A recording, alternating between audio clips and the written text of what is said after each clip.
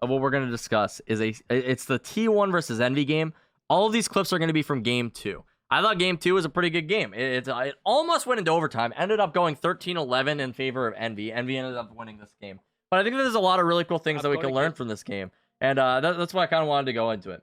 So if you guys are watching this, if you enjoy T1, if you enjoy Envy, even if you enjoy me and you're watching on YouTube, feel free to subscribe to the channel down below. Do all the things. Check us out on Twitch where we have all these awesome people. Or you could join the Discord where we've had a lot of people joining Discord lately. We've had a lot. I went into the new members channel the other day, and there was like 30 new people in there in one day. I was like, holy crap, you guys are nuts. But I freaking appreciate it. I saw some people playing games in there today. Freaking awesome. I wish I could hop in more. I'm like editing videos when I see people in there, and I'm like, they're playing a game, I don't want to go bother them. But I'll probably hop into some of those calls every now and then if I see you guys in there. So, but this first match, I knew people are gonna ask in the comments too. I do want to point this out before I go into it.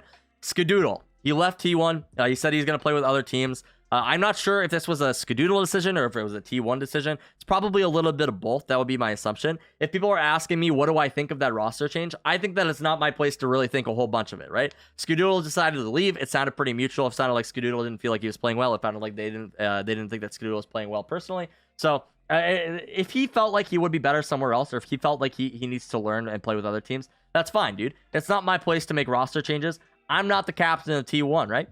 For the most part, I haven't watched a bunch of T1. I know that they haven't been performing well. Maybe Scott is the reason. Maybe he's not, But we actually don't see what goes on the inside of the team. There's all these people being like, oh, T1 shouldn't have Skadoodle. Oh, Cloud9 shouldn't have Shinobi. And it's like, that's not really our place. We don't know what's going on in the teams. And for the most part, like, there's the people like Shinobi. He's like the shot caller of the team. For all we know, Cloud9, the only games that they have won, for all we know, it's Shinobi's doing. Like, Shinobi was making awesome calls or like the strats and stuff like that. For all we know.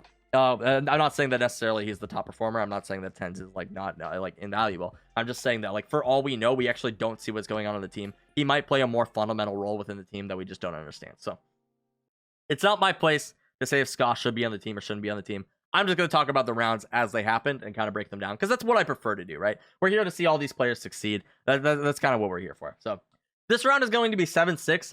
T1 actually just lost the first round here. We talked about this before, how on eco rounds, it's actually fairly standard for teams to like group up and play it together and decide to like switch it up.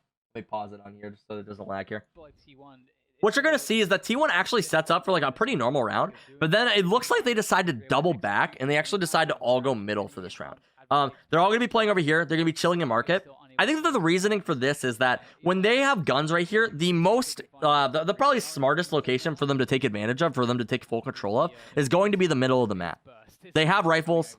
T1's not going to be able to challenge them with pistols from this range. It's just not going to happen. So instead, they're gonna play over here, just anticipating that that Envy is going to want to take center control of the map. If they're playing in market, if they try to push tunnels, they can react to it. If they try to push middle, they can react to it. They're actually not going to see anything in mid right away.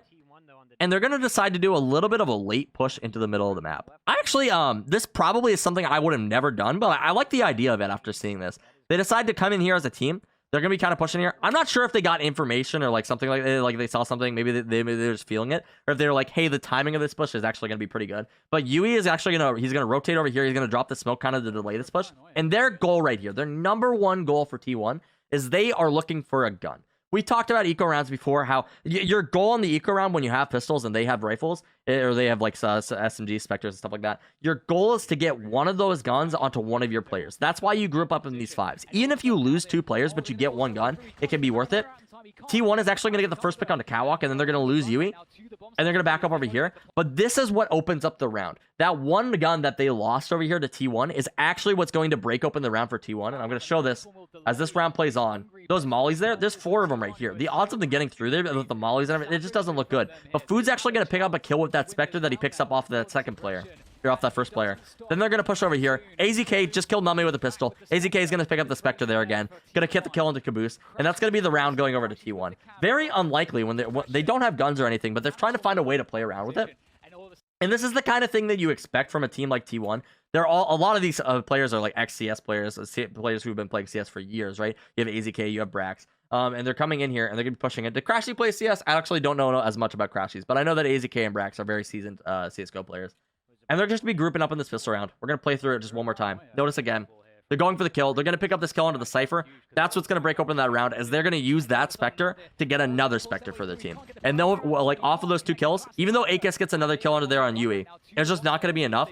After Akis goes down here, spraying through here, just a little bit of a careless decision. He kind of peeked out there while he had it looked like he had a swarm grenade in his hand.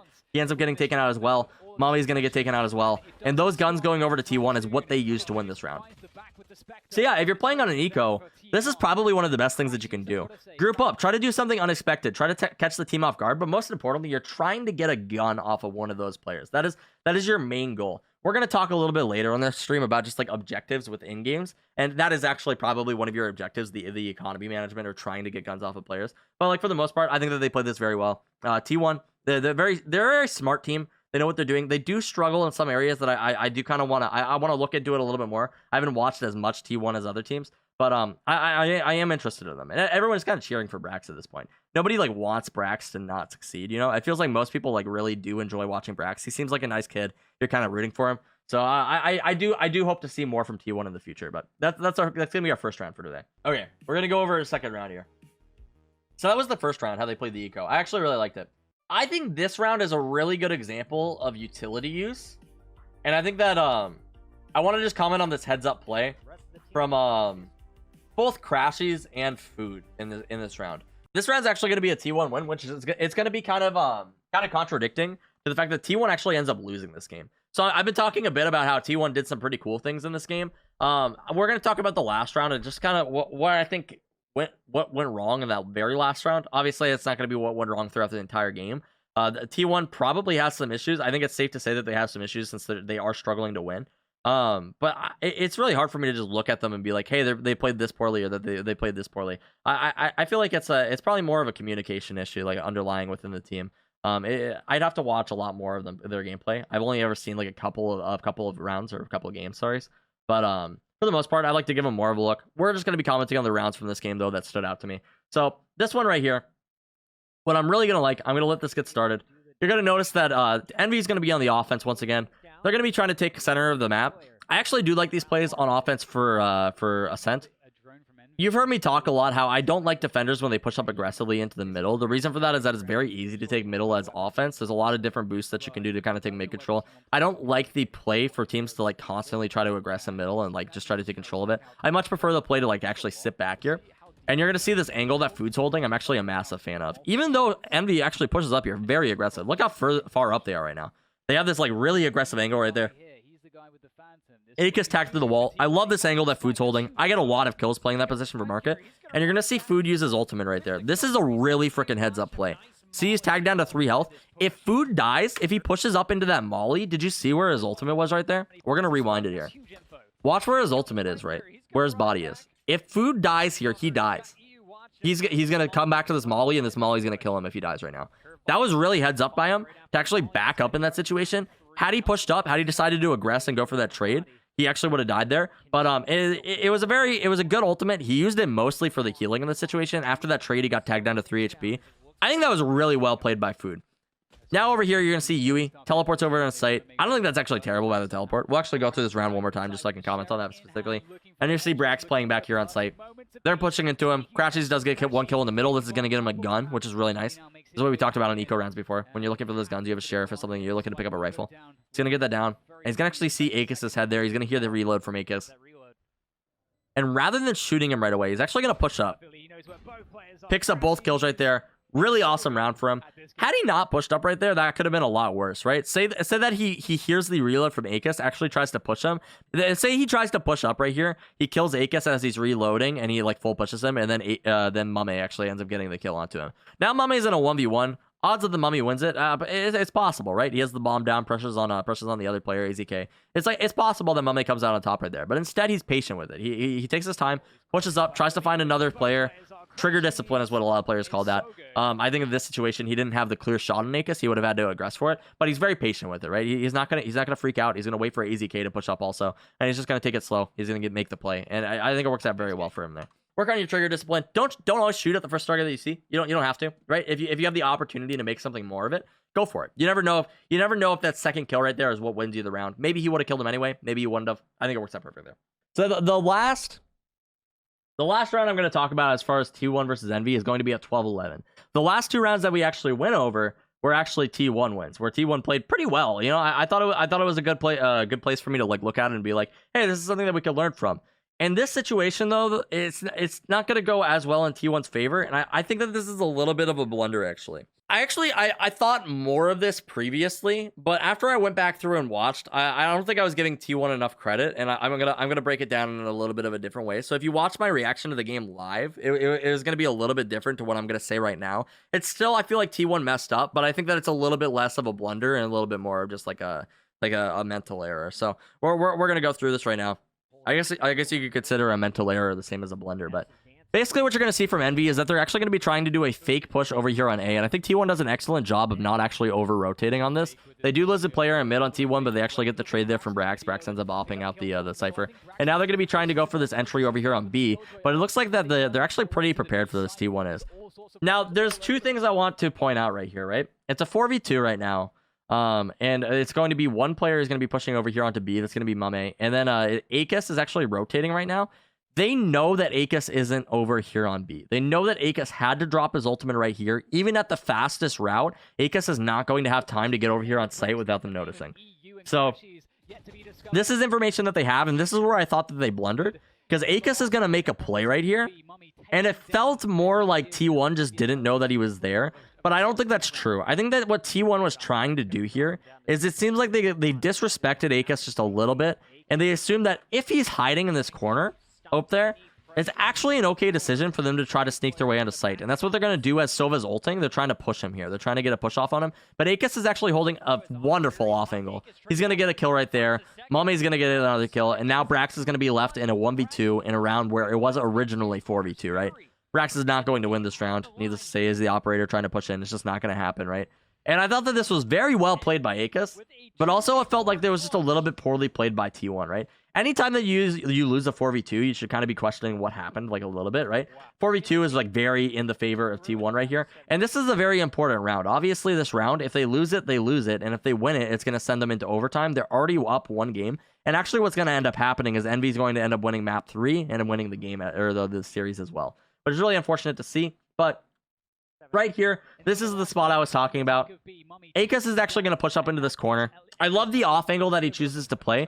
He doesn't challenge it like this. You would see a lot of players like stick right here and challenge this angle. Sorry, I know there's a play button in the way, but I hope you can get some sort of idea. Challenge like right there, rather than actually backing up into this corner. Or you'd even see a player hide right here, right? If he hides right here and they actually end up losing sight to the two players pushing Mame, then it's going to be a lot harder for him to retake this, as you know that Brax is playing up here as well. But instead, he's going to hold this off angle, and he says, if they try to push here onto site, hopefully I get a kill onto them. If they try to push me, hopefully I'm in the position to kill them with this like interesting off angle. He gets a kill onto one. Mame gets the kill onto the second, and that's actually going to end up working for them. I said it was a 4v2. It looks like a 3v2 right now. Crashies was on site. I'm not going to fault Crashies for losing that fight. You lose gunfights. It just happens. You know, that's not that big of a deal. I think what T1 should have done here, rather than trying to sneak their way onto site, rather than trying to rush Mame, which I know that it's tempting when you see the Silva ulti to do, I feel like what they should have done is they should have pushed Akis here and tried to clear Akis out. Maybe the timing felt a little bit like on, like maybe they could have gotten the kill on the Mame, and maybe if they do kill Mame, it looks a lot different. Maybe we're saying, oh wow, this is a really smart play. But for the most part, it feels like they just kind of disrespected Akis over here in Garage, and they ended up losing this and losing the game. I think next time it just feels like a mental error. I feel like group up as a team, communicate and push this player, and then they had a lot of time. They had a lot of time left on the clock. Maybe then they push Mame and they're able to make more of it. But again, hindsight's 2020. I'm not here to say that this is the issue with T1. I don't think this one round is the reason that T1 has been struggling lately, obviously. I think that they probably have other underlying issues that they probably want to go over. But for the most part, it's really a bummer to see things like this. You are rooting for T1. They had the chance to at least bring it into overtime, hopefully close it out on this map too. They end up messing this up, and they end up losing in the third match. It's hard to see. It's hard to see. Everyone's rooting for Brax, like I mentioned earlier. Everyone wants him to do well. Everyone wants the T1 to succeed. But it is rough that they are struggling a little bit more. But they do have the potential. They have a lot of really strong players, a lot of really experienced players. I think they have a chance. I'm excited to see more of T1 in the future.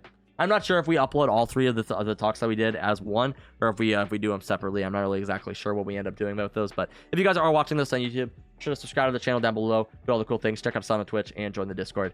I freaking love you guys. And okay, let's go back to chat here.